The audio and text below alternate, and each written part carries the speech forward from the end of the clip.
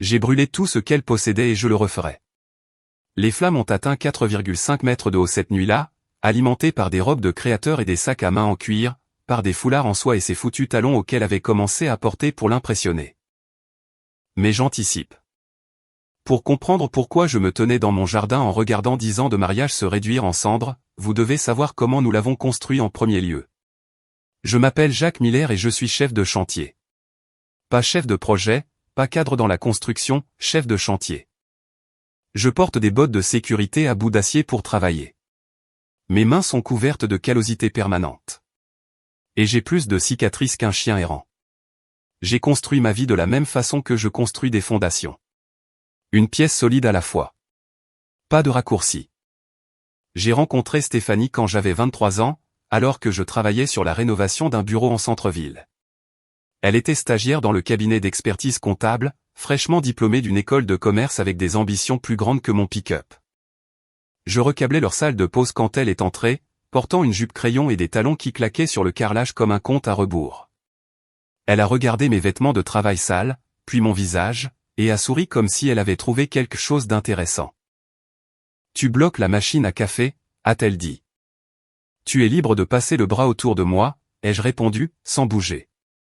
Elle a ri, pas un petit rire poli, mais un vrai rire qui a plissé ses yeux. 3 semaines plus tard, nous sortions ensemble. 6 mois après ça, je l'ai demandé en mariage avec une bague pour laquelle j'avais économisé en faisant des heures supplémentaires pendant 4 mois d'affilée. Notre mariage était intime. Ma famille, sa famille, quelques amis du travail. La réception a eu lieu dans le jardin de mon oncle. Des guirlandes de Noël étaient tendues entre les arbres. La salade de pommes de terre de ma mère reposait sur des tables pliantes. Stéphanie a dansé pieds nus dans l'herbe.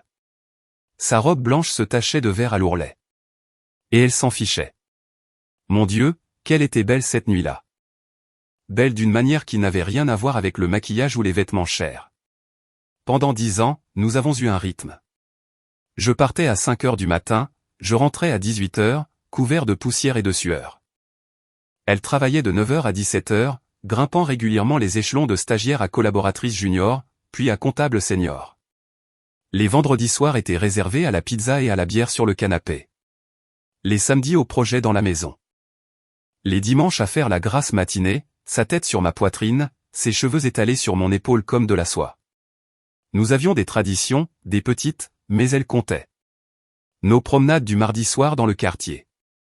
Le fait qu'elle me lise le livre qui la passionnait pendant que je réparais des choses dans le garage, la façon dont elle laissait des post-it dans ma boîte à repas, des blagues stupides ou des « je t'aime » avec sa belle écriture.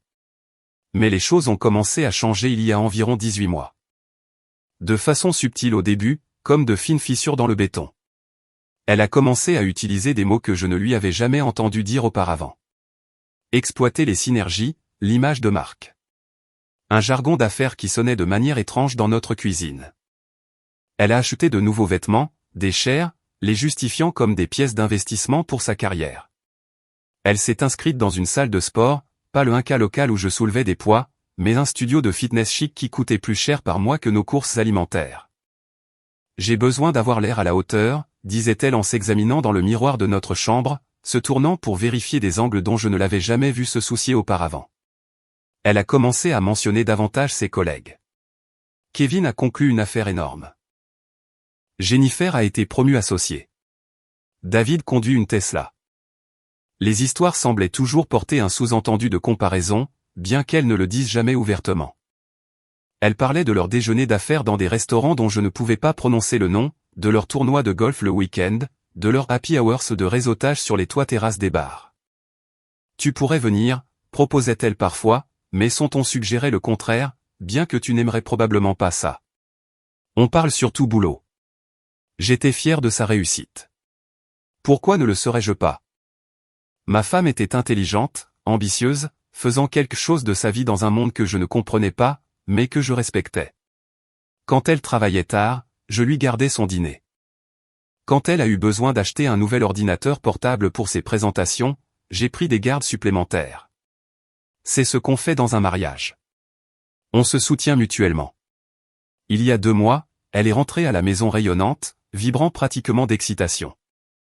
Je l'ai eue, a-t-elle couiné en jetant ses bras autour de mon cou. Collaboratrice senior. Tu y crois? Je l'ai fait tournoyer dans notre petite cuisine, son rire remplissant la maison. Bien sûr que j'y crois, ai-je répondu. Tu l'as mérité. Elle s'est reculée, les mains sur mes épaules, les yeux brillants. Il va y avoir plus de voyages, plus de dîners avec les clients, plus de réceptions d'entreprise, a-t-elle expliqué. Mais avec l'augmentation de salaire, Jacques, on pourrait vraiment commencer à chercher des maisons à Riverside. Riverside, le quartier où vivaient les avocats et les médecins, où les pelouses étaient entretenues par des prestataires et où les allées étaient remplies de voitures européennes. J'ai hoché la tête en souriant, même si quelque chose de froid s'était installé dans mon estomac. C'est super, chérie, ai-je dit. Ce que je ne savais pas alors, c'est que son succès allait me coûter tout ce que j'avais travaillé à construire. La première fois que Stéphanie ne m'a pas invité à un événement d'entreprise, elle a présenté ça comme une faveur. C'est juste un verre avec l'équipe fiscale, a-t-elle dit en appliquant du rouge à lèvres face au miroir de notre salle de bain. Tu t'ennuierais à mourir. Tout ce qu'on fait, c'est se plaindre des changements de réglementation et boire des martinis hors de prix. J'étais assis sur notre lit, toujours dans mes vêtements de travail, de la poussière de béton dans les cheveux. Ça ne me dérange pas, ai-je répondu. J'aurais bien besoin d'un martini moi-même après la journée d'aujourd'hui. Elle s'est tournée, son sourire patient mais forcé. Chérie, tu détestes les martinis, m'a-t-elle rappelé. En plus, tu es épuisée. Commande une pizza. Regarde le match. Je serai rentré vers 22h. Elle a embrassé mon front et est partie, ses talons claquant dans notre couloir, laissant derrière elle l'odeur d'un nouveau parfum, quelque chose de cher qui remplaçait le spray corporel à la vanille qu'elle portait depuis des années. C'est devenu la norme, dîner d'équipe hebdomadaire, événements de réseautage mensuel, conférences le week-end, toujours présentés comme des obligations fastidieuses que j'avais la chance d'éviter. Mais ses yeux s'illuminaient quand elle en parlait après coup, décrivant des conversations sur les tendances du marché et les stratégies d'investissement, des sujets qui la fascinaient apparemment. Maintenant, Kevin a dit la chose la plus intelligente sur la diversification de portefeuille, disait-elle, recroquevillée sur le canapé avec un verre de vin. Il comprend vraiment comment l'argent fonctionne au niveau macro. Kevin. Le nom a commencé à apparaître dans nos conversations comme une mauvaise herbe poussant à travers le bitume. Kevin avait des contacts dans les plus grands cabinets. Kevin connaissait ce super restaurant de sushi. Kevin avait des abonnements pour le théâtre. Kevin. C'est quoi l'histoire avec ce gars, ai-je fini par demander un soir, en essayant de garder un ton désinvolte. C'est un analyste senior, a-t-elle répondu. Il a été transféré du bureau de New York il y a 3 mois. Elle faisait défiler l'écran de son téléphone, sans me regarder. Il a été vraiment d'une grande aide sur le compte Henderson. Marié, ai-je insisté. Fiancé, a-t-elle répondu. À une avocate. Ils ont un de ces appartements terrasses en centre-ville. Le soulagement que j'ai ressenti était embarrassant. Bien sûr, il était fiancé. Bien sûr, Stéphanie faisait juste du réseautage, construisant des relations professionnelles. C'était comme ça que son monde fonctionnait. Mais les relevés de cartes de crédit racontaient une autre histoire. Des frais dans des restaurants dont je n'avais jamais entendu parler pendant les heures de déjeuner. Une robe à $300 dans un magasin appelé Elena's Boutique. L'adhésion à un club de vin. Quand je l'ai abordée prudemment, essayant de ne pas paraître accusateur, elle s'est hérissée. Ça s'appelle du développement professionnel, Jacques, a-t-elle lâché. Je ne peux pas me présenter à des réunions avec des clients en ayant l'air de m'habiller chez Target. Mais tu t'habilles chez Target, ai-je fait remarquer. Plus maintenant, a-t-elle déclaré. Les mots sont restés suspendus entre nous comme une lame. Elle s'est adoucie, touchant ma main. J'essaie de construire quelque chose ici pour nous. Tu ne veux pas que je réussisse? Bien sûr que si, ai-je répondu. Alors fais-moi confiance. S'il te plaît, a-t-elle imploré. C'est ce que j'ai fait. Même si les dépenses augmentaient, même si les soirées tardives devenaient plus fréquentes, même si elle commençait à faire des commentaires qui piquaient d'une manière que je ne parvenais pas tout à fait à exprimer. Kevin m'a expliqué la crypto-monnaie au déjeuner, a-t-elle dit un soir pendant que je réparais le robinet de la cuisine. C'est fascinant la façon dont fonctionne la blockchain. Tu devrais t'éduquer là-dessus. Je sais ce qu'est la crypto-monnaie, Steph, ai-je répondu. Oh, a-t-elle réagi, l'air surprise. Eh bien, Kevin l'explique vraiment de manière accessible. Il dit que quiconque travaille encore uniquement pour un salaire va être laissé pour compte. J'ai serré la clé à molette plus fort que nécessaire. Certains d'entre nous travaillent avec leurs mains parce que des choses ont réellement besoin d'être construites, ai-je marmonné. Je ne le pensais pas comme ça, a-t-elle dit sur la défensive. Mais elle regardait déjà à nouveau son téléphone, souriant à quelque chose sur l'écran. La distance se creusait chaque semaine. Elle rentrait en parlant de concepts appris dans des séminaires, utilisant des termes comme « mentalité de richesse » et « élever son cercle ».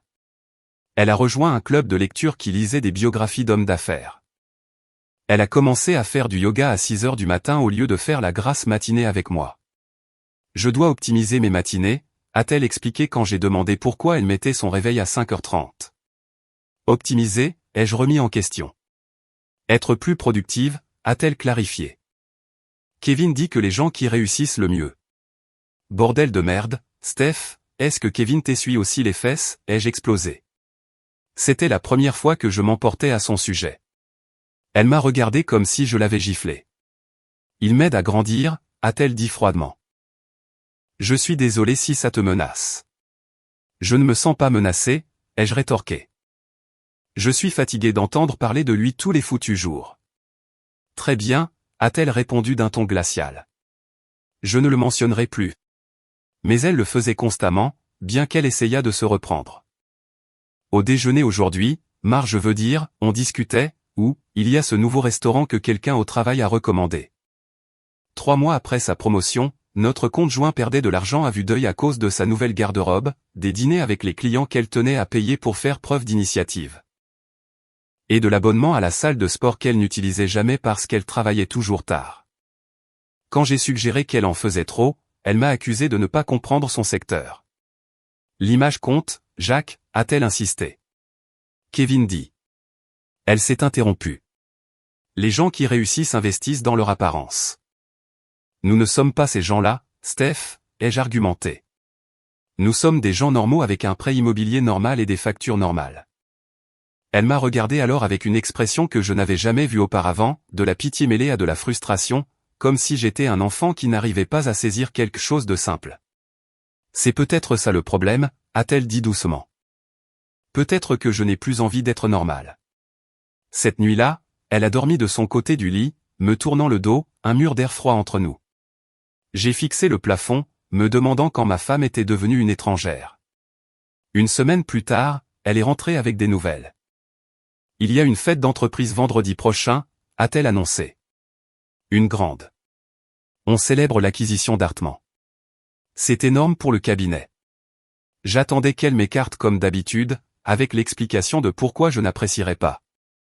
Je veux que tu viennes, a-t-elle dit, sans croiser mon regard. Vraiment, ai-je demandé, surpris.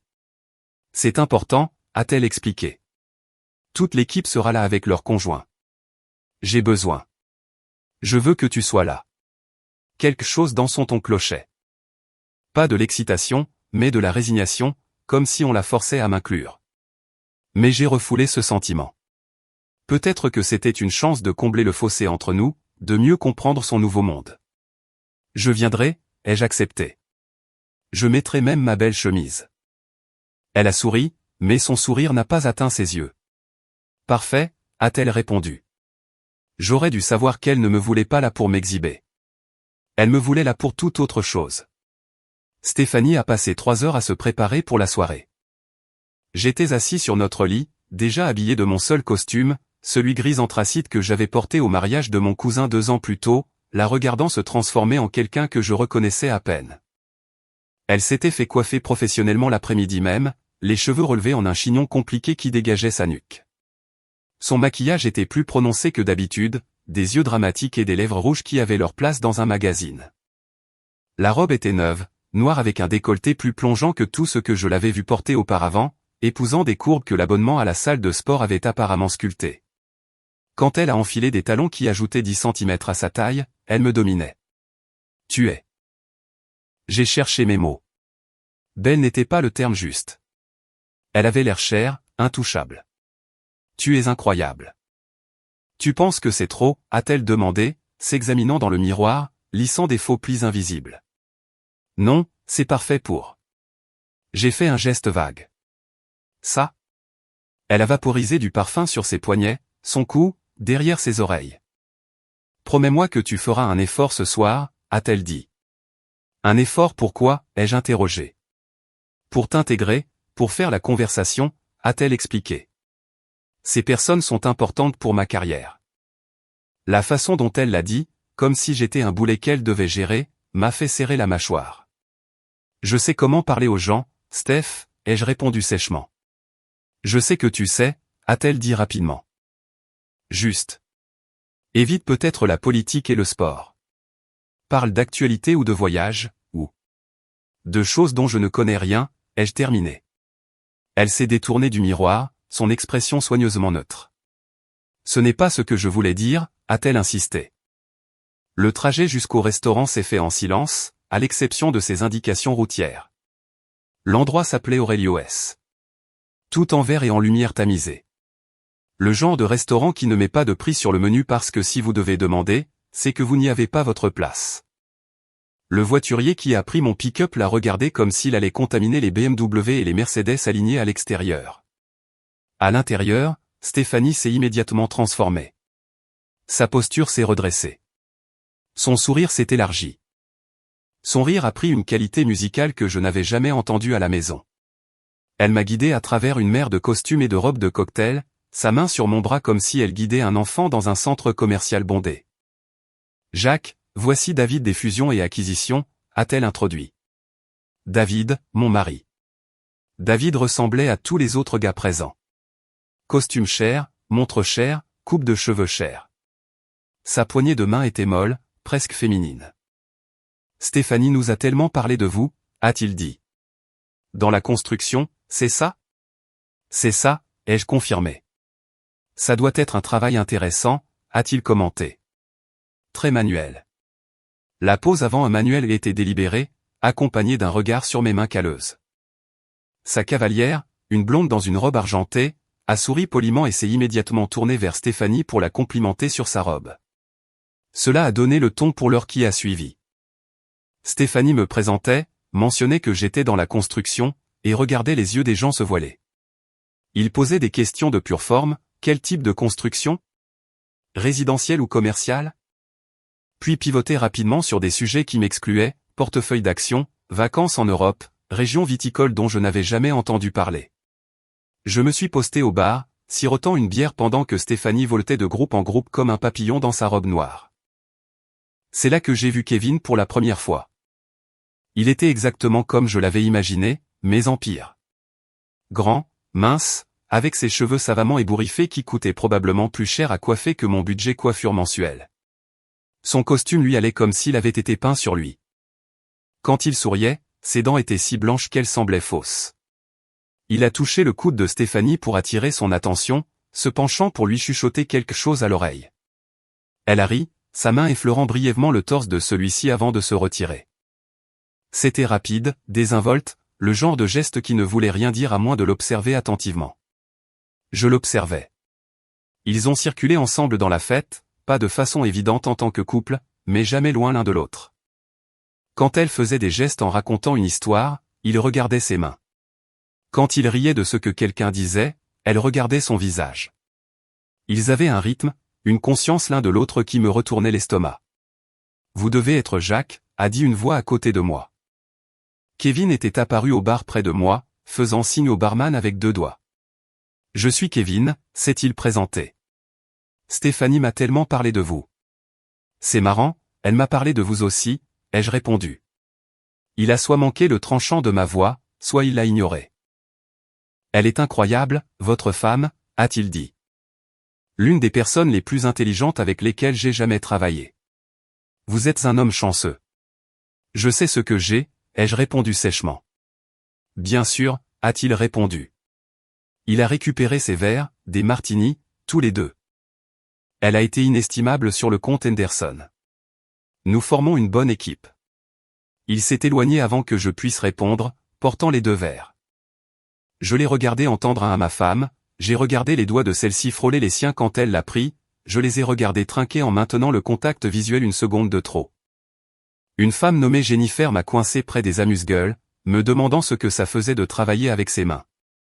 Elle le disait comme si j'étais une fascinante pièce de musée, une curiosité de col bleu dans leur monde de col blanc. Son mari, un banquier d'affaires, nous a rejoints et a immédiatement commencé à expliquer pourquoi l'automatisation remplacerait les ouvriers du bâtiment d'ici une décennie. Sans vouloir vous offenser, a-t-il ajouté. Comme si cela effaçait l'insulte.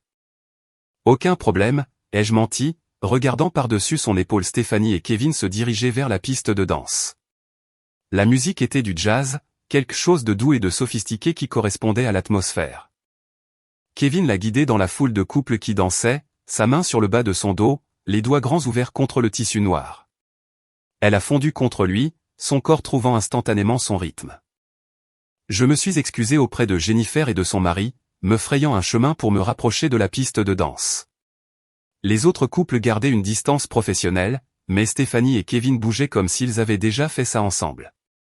Sa main à elle sur l'épaule de ce dernier, le souffle de lui dans son oreille alors qu'il disait quelque chose qui lui faisait rejeter la tête en arrière pour rire.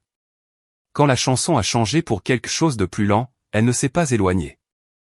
Au lieu de cela, elle s'est rapprochée, sa poitrine contre la sienne, son visage tourné vers son cou. Je me tenais là, invisible dans mon costume bon marché, regardant ma femme séduire ou être séduite. Je ne pouvais plus dire lequel des deux. Peut-être que ça n'avait pas d'importance. Le résultat était le même. Ils forment une sacrée paire, n'est-ce pas, a commenté une femme plus âgée. Une femme plus âgée était apparue à côté de moi en tenant une flûte à champagne. Elle les regardait aussi, avec une expression entendue. Ils travaillent bien ensemble, ai-je dit prudemment. Elle a ri d'un son amer. C'est comme ça qu'on appelle ça, a-t-elle demandé. Je suppose que c'est professionnel. Plus professionnel que la façon dont mon mari l'appelait quand il faisait l'amour avec sa collaboratrice. Je l'ai regardée brusquement. Elle a levé son verre pour porter un toast moqueur. Un conseil, monsieur Miller. Oui, je sais qui vous êtes. Stéphanie vous a mentionné une fois ou deux. Quand ils commencent à bien travailler ensemble, il est déjà trop tard, a-t-elle averti. Elle s'est éloignée, me laissant avec la vérité que j'avais évitée. Je les ai regardés danser pendant 2 autres chansons, j'ai regardé la façon dont son pouce caressait le dos de Stéphanie, je les regardais se presser contre lui quand d'autres couples s'approchaient trop près, protégeant leur espace. Quand la musique s'est arrêtée, ils se sont séparés lentement, à contre-cœur.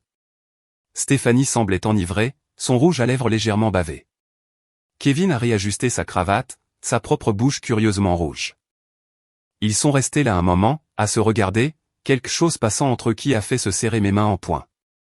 Puis Kevin s'est penché, lui a chuchoté quelque chose à l'oreille qui lui a fait se mordre la lèvre. Elle a hoché la tête, balayant la pièce du regard. Elle me cherchait, j'ai réalisé, mais j'avais reculé derrière un groupe d'avocats discutant de droit fiscal, à nouveau invisible. Elle a dit quelque chose à Kevin, puis s'est dirigée vers le couloir qui menait aux toilettes et au bureau. Kevin a attendu exactement 30 secondes, j'ai compté, avant de la suivre.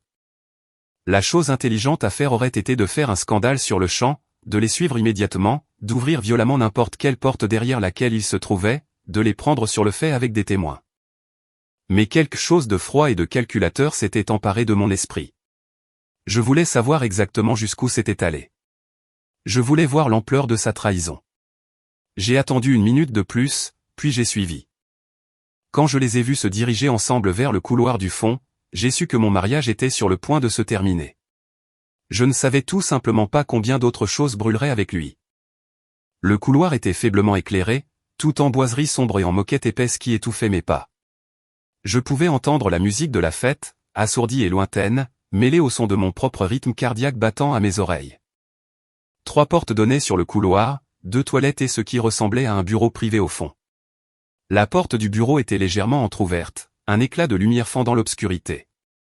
Je pouvais entendre des voix à l'intérieur, basses et pressantes. Le rire de Stéphanie, haletant. Kevin disant quelque chose que je ne pouvais pas comprendre. Puis un silence qui était d'une certaine manière plus fort que des mots.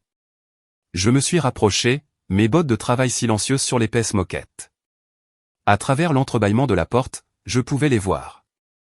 Kevin l'avait plaqué contre le bureau, ses mains dans ses cheveux, ce chinon cher maintenant ruiné. Sa robe était remontée, la veste de ce dernier sur le sol.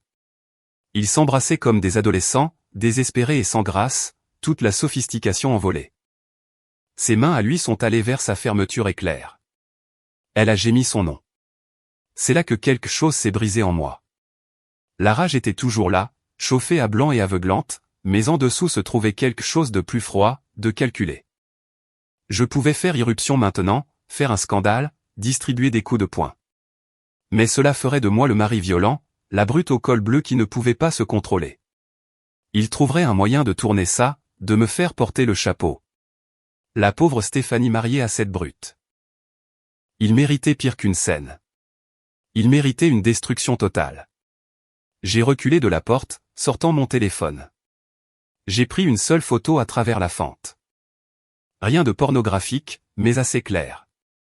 La robe de Stéphanie à moitié dézippée. Les mains de Kevin là où elles ne devraient pas être.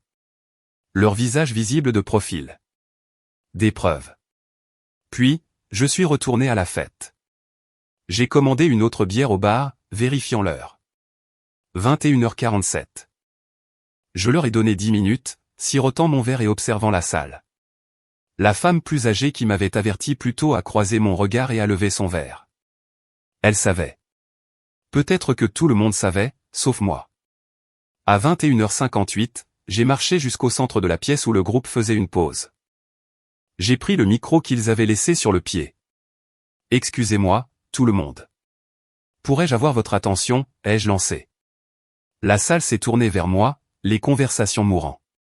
J'ai vu de la confusion sur les visages, quelques sourires narquois. L'ouvrier du bâtiment avec le micro.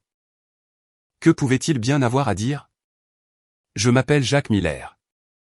Je suis le mari de Stéphanie Miller, ai-je annoncé, gardant ma voix stable, le même ton que j'utilisais quand j'expliquais des problèmes structurels aux clients. Calme, factuel. Je voulais vous remercier tous pour cette soirée si éducative. Quelques rires nerveux se sont fait entendre. Quelqu'un a chuchoté, est-il saoul? J'ai tellement appris ce soir sur la façon dont les affaires se font à ce niveau, ai-je continué. Sur le réseautage, sur les relations professionnelles. J'ai fait une pause, prenant une gorgée de bière. Sur ce qui arrive quand vous mélangez l'ambition avec l'opportunité. La porte latérale s'est ouverte. Stéphanie a émergé, ses cheveux rattachés à la hâte, son rouge à lèvres disparu. Kevin a suivi quelques secondes plus tard, sa cravate de travers. Ils se sont figés quand ils m'ont vu avec le micro. Voici ma femme, ai-je dit en la désignant. Et Kevin? Vous connaissez tous Kevin. Il a été d'une telle aide pour Stéphanie. Un tel mentor. Jacques. Stéphanie s'est avancée, le visage pâle. J'étais juste en train de dire à tout le monde à quel point j'ai appris ce soir, les jeux interrompus. Par exemple, j'ai appris que quand votre femme dit qu'elle travaille tard sur le compte Henderson, elle est en fait dans un bureau privé avec son collègue en train d'explorer des méthodes de facturation non traditionnelles. Le silence s'est fait dans la salle. Quelqu'un a fait tomber un verre. Jacques, s'il te plaît. La voix de Stéphanie était désespérée. Je vous ai suivi, ai-je déclaré, toujours calme. Jusqu'au bureau. Je vous ai vu. J'ai sorti mon téléphone, le tenant en l'air. J'ai des photos. Kevin s'est avancé. C'est inapproprié, a-t-il protesté. Inapproprié. J'ai ri, mais il n'y avait aucun humour là-dedans. Comme la femme d'un autre homme à une fête d'entreprise. Ce genre d'inapproprié. Des hoquets de stupeur ont parcouru la pièce. Stéphanie pleurait maintenant, le mascara coulant sur ses joues en rivière noire. Mais voici la partie vraiment intéressante, ai-je continué, ma voix portant clairement à travers la salle silencieuse. Il ne s'agit pas seulement d'infidélité. Voyez-vous, j'ai passé en revue nos relevés de cartes de crédit. Tous ces dîners avec des clients que Stéphanie a mis en note de frais, ce qu'elle a soumis pour remboursement, ce n'était pas avec des clients. J'ai regardé directement Kevin. C'était avec vous. C'est de la fraude. Utiliser les fonds de l'entreprise pour des affaires personnelles. L'associé directeur, un homme plus âgé nommé Harrison, s'est frayé un chemin à travers la foule. Monsieur Miller, ce sont des accusations graves, a-t-il commencé. Ce ne sont pas des accusations, les jeux interrompus. Vérifiez les dates. Vérifiez les reçus. Chaque dîner client de ces 3 derniers mois correspond aux nuits où elle est rentrée tard, sentant son eau de Cologne à lui. J'ai posé le micro soigneusement et j'ai marché vers Stéphanie. Elle tremblait, son image soigneusement construite s'effondrant devant tous ceux qui comptaient pour elle. Le contrat de mariage que nous avons signé, ai-je dit doucement, mais ma voix portait toujours. Tu te souviens de celui sur lequel ton père a insisté? Il a une clause d'infidélité. Tu n'auras rien. La maison que j'ai construite de mes mains. Les économies que j'ai accumulées en faisant des heures supplémentaires. Rien. S'il te plaît, a-t-elle murmuré. On peut en parler à la maison. Il n'y a plus de maison pour toi, ai-je répondu. Je suis passé devant elle, devant Kevin, qui avait l'air de vouloir vomir, devant la foule de ses collègues qui ne la regarderaient plus jamais de la même manière. À la porte, je me suis retourné. Oh, et Kevin, ai-je lancé. Votre fiancée, l'avocate? Elle recevra un email avec ses photos demain, en même temps que le service RH de votre cabinet. Je les ai laissés là, dans les décombres de leurs ambitions. Stéphanie sanglotant, le visage de Kevin blanc de panique, la salle entière bourdonnant du scandale qui allait définir leur carrière. Le voiturier a ramené mon pick-up, les yeux écarquillés. Il avait tout entendu à travers les portes ouvertes. Je lui ai donné $100 de pourboire. Pourquoi pas? J'allais économiser une fortune sur les habitudes de shopping de Stéphanie. J'ai conduit jusqu'à notre quartier calme, jusqu'à la maison que j'avais rénovée de mes propres mains, jusqu'à la vie que j'avais construite. Honnêtement, dans le garage, j'ai trouvé les boîtes que Stéphanie avait utilisées pour ranger ses vêtements d'été. J'ai commencé à les remplir avec tout ce qu'elle possédait, ses vêtements, ses bijoux, musique, ses livres sur le succès et l'optimisation. J'avais construit un foyer en pierre dans le jardin il y a des années, un simple cercle de pierre où nous avions l'habitude de faire griller des guimauves et de boire de la bière. Ce soir, il servirait à un tout autre but. Le feu a commencé petit, juste un peu de papier journal et de petits bois. Puis j'ai ajouté ses diplômes, regardant les cadres chers se déformer sous l'effet de la chaleur. Ses livres de commerce y sont passés ensuite. Tous ces guides vers le succès et la richesse qui avaient empoisonné son esprit. Puis les robes, une par une, les tissus synthétiques fondants et fumants. J'ai gardé l'album de mariage pour la fin. Page par page, je l'ai nourri aux flammes. Nos visages souriants se sont recroquevillés et noircis. La photo d'elle dansant pieds nus a disparu en cendres. L'image de nous coupant le gâteau, sa main sur la mienne tenant le couteau, n'est devenue plus rien. Le feu a brûlé pendant des heures. Je suis resté assis sur une chaise de jardin à boire de la bière et à regarder notre mariage se transformer en fumée qui s'élevait vers les étoiles. Les lumières des voisins se sont allumées. Des visages sont apparus aux fenêtres, mais personne n'a appelé les pompiers. Ils savaient qu'il ne valait mieux pas interférer avec le chagrin d'un homme. À l'aube, il ne restait plus rien d'autre que des cendres et des fermetures éclairs en métal, les détritus d'une vie qu'elle avait jetée pour un homme dans un meilleur costume. Je l'ai laissée avec rien d'autre que la robe de prix qu'elle avait sur le dos, et je suis rentré à l'intérieur pour recommencer ma vie à zéro. 6 mois plus tard, je suis assis à la table de ma cuisine, la même surface en chêne rayé où Stéphanie avait l'habitude d'étaler ses dossiers et son ordinateur portable, travaillant tard dans la nuit sur des comptes dont je sais maintenant qu'ils étaient fabriqués de toutes pièces. C'est vendredi soir, et je mange de la pizza, aux pepperoni et aux champignons, le genre de pizza qu'elle avait arrêté de manger parce que c'était trop lourd. La maison est calme, à l'exception du bourdonnement du réfrigérateur et du bruit lointain de la tondeuse à gazon de mon voisin. Le divorce a été prononcé la semaine dernière. Le contrat de mariage a tenu le coup, exactement comme je l'avais dit. Son père, celui qui avait exigé ce contrat pour protéger les futurs revenus de sa fille de son mari col bleu, m'a appelé pour s'excuser. Il avait vu les photos, entendu parler de la soirée, il savait ce que sa fille était devenue. Je vous ai mal jugé, Jacques, avait-il dit, la voix éraillée par la honte. Vous étiez la meilleure chose qui lui soit jamais arrivée. Stéphanie n'a rien contesté. Comment l'aurait-elle pu? Le scandale avait détruit tout moyen de pression qu'elle aurait pu avoir. Le cabinet l'a licenciée, ainsi que Kevin, le lundi suivant la fête. Faute grave, utilisation abusive des fonds de l'entreprise et conduite préjudiciable à la réputation du cabinet. L'enquête que j'avais déclenchée a révélé 2 mois de fausses notes de frais totalisant près de $10 000. La fiancée de Kevin l'a quitté le jour où elle a reçu les photos. Il se trouvait qu'elle était également associée dans l'un des cabinets d'avocats les plus prestigieux de la ville, et les nouvelles voyagent vite dans ces cercles-là. Aux dernières nouvelles, il avait quitté l'État, recommençant à zéro dans un petit cabinet au Kansas, où personne ne connaissait son nom. Stéphanie est retournée vivre chez ses parents au début, mais même cela n'a pas duré. Sa mère, une femme qui avait passé 40 ans mariée au même homme, n'a pas pu pardonner la trahison. Elle loue maintenant un studio dans l'est de la ville et travaille comme comptable pour une entreprise de plomberie. Je le sais parce que le patron est un de mes amis. Il l'a embauchée pour me rendre service malgré tout. C'est une bonne employée, m'a-t-il dit la semaine dernière. Elle fait profil bas, ne cause pas de problème. Elle a une mine affreuse, par contre. Je n'ai pas demandé de détails. Mon entreprise n'a jamais été aussi florissante. La nouvelle de ce qui s'était passé s'est répandue dans le milieu de la construction. Pas les détails croustillants, mais le cœur de l'histoire. Un travailleur manuel trahi par une femme qui se croyait trop bien pour lui, et comment il l'avait géré avec dignité. J'ai eu plus de recommandations au cours des 6 derniers mois que lors des 2 années précédentes.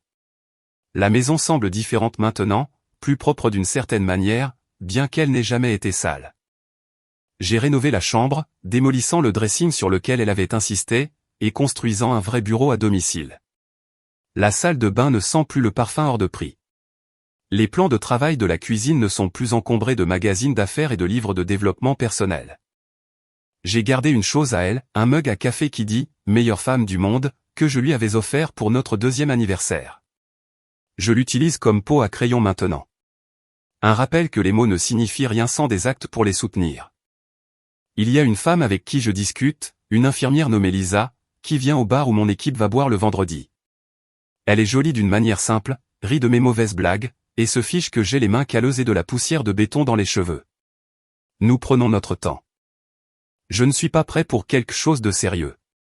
Je ne serai peut-être jamais prêt à me marier à nouveau, mais c'est agréable d'avoir quelqu'un à qui parler qui n'utilise pas des mots comme « effet de levier » ou « optimiser ».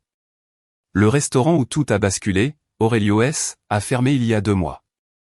Pas à cause du scandale, bien que cela n'ait pas aidé. Le propriétaire s'était trop endetté, essayant de projeter une image de succès qui n'était pas soutenue par la réalité. Ça vous rappelle quelque chose? Je suis passé devant quand il vendait le mobilier aux enchères. Le bureau de cette arrière-salle, celui sur lequel je les avais surpris, a été vendu pour $50 à un gars qui n'avait aucune idée de son histoire. Parfois je me demande si Stéphanie pense à cette nuit-là. Si elle se la repasse en boucle dans sa tête, cherchant le moment où elle aurait pu faire un choix différent, le moment où elle aurait pu dire non à ce premier déjeuner avec Kevin, ce premier verre après le travail, cette première danse qui a duré trop longtemps. Ou peut-être qu'elle pense à des moments plus anciens, quand elle a commencé à croire que son éducation la rendait meilleure que moi. Que réussir, c'était laisser derrière elle la personne qu'il avait aimée quand elle n'avait rien. Mais la plupart du temps, je ne pense pas à elle du tout. J'ai appris que certaines fondations, une fois brisées, ne peuvent jamais être réparées. Mais un homme qui connaît sa propre valeur peut toujours reconstruire. Le soleil se couche maintenant, peignant la cuisine d'une couleur dorée. Il n'y a plus de pizza. La bière est vide. Demain, j'ai un grand projet qui commence. Une rénovation complète d'une vieille maison victorienne en centre-ville. Ça prendra des mois, peut-être un an. Un bon travail honnête qui nous survivra à tous. Je me lève, rince mon assiette et regarde le jardin. L'herbe a repoussé à l'endroit où se trouvait le foyer. Ce printemps, je pense à y planter quelque chose. Peut-être des roses. Quelque chose avec des épines. Beau, mais capable de faire couler le sang si on ne fait pas attention. Ça me semble approprié. Mon téléphone vibre avec un message de Lisa. Toujours partant pour le dîner demain. Je réponds, absolument. C'est moi qui régale. Elle répond avec un smiley. Simple et sincère. Je me dirige vers le garage pour passer en revue les plans de demain. Il y a toujours quelque chose à construire, quelque chose à créer à partir de rien. C'est ce que je fais. Je prends des matières premières et j'en fais quelque chose de solide, quelque chose qui résistera à l'épreuve du temps. Et si quelqu'un essaie d'y mettre le feu, eh bien, j'ai appris que je pouvais, moi aussi, renaître de ces cendres. Et voilà, nous sommes arrivés à la fin de l'histoire d'aujourd'hui. Était-ce ce que vous attendiez, ou a-t-elle pris une tournure que vous n'aviez pas vue venir? Je suis curieux de connaître votre avis. Partagez-le dans les commentaires ci-dessous, et lançons la conversation. Si cette histoire vous a tenu en haleine, assurez-vous de cliquer sur le bouton j'aime. Et si vous êtes nouveau ici ou si vous ne vous êtes tout simplement pas encore abonné, c'est le moment idéal pour rejoindre notre communauté. Je vous propose des histoires fraîches et captivantes tous les jours, alors cliquez sur ce bouton d'abonnement et activez les notifications pour ne rien manquer. Merci d'avoir regardé et je vous verrai dans la prochaine vidéo.